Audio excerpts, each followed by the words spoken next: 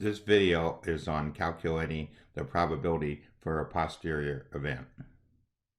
Posterior event, the conditional probability that an event will occur given certain conditions.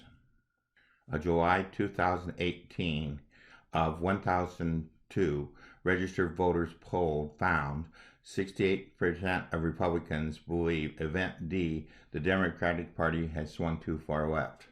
48% of independent voters held that view, and 20% of Democrats. American Political Breakdown 2018. Partition A, 26% Republican. Partition B, 43% independent, including others. C, 31% Democrat. We have a Venn diagram showing the situation. Partition A, B, and C making up the sample space S. Event D, swinging too far to the left, is the inner oval. A random person from the registered voter poll is picked. What is the probability that the person picked is independent given that felt Democrats were swinging too far to the left? This is the probability of B given D, which is equal to the number in B intersect D over the number in D.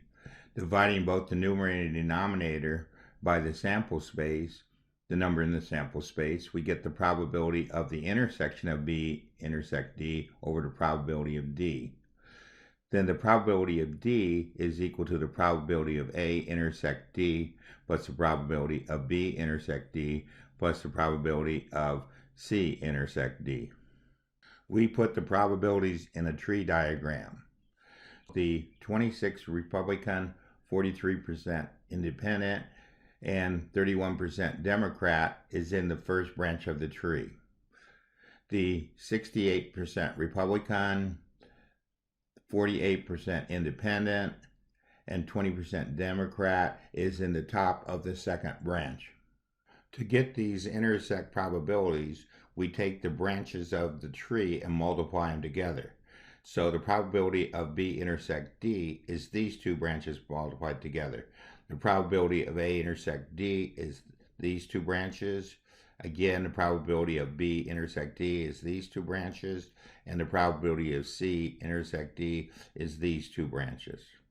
There are two ways to use our calculator to work these problems. As shown in the first screenshot, with the CAS view, we can just do the calculations. Or the second way is we can use matrices. This is handier for larger problems. This second method will be shown on the formula page.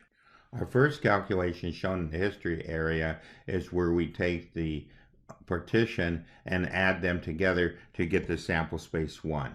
And our second one is where we figure out the probability of B intersect D by multiplying these two branch numbers together. Our third calculation in the history area is where we add the three branches together after we multiply them, and then we take the numerator divided by the denominator to come up with the probability of our event, which rounds to 46.4%. Let's take a look at our calculator. Let's switch ourselves over to our CAS view.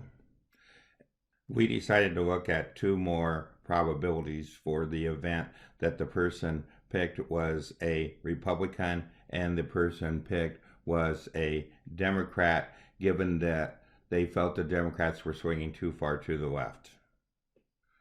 The probability for the Republican turned out to be 39.7%, and the probability for the Democrat turned out to be 13.9%. Common sense with our numbers that we have in this problem.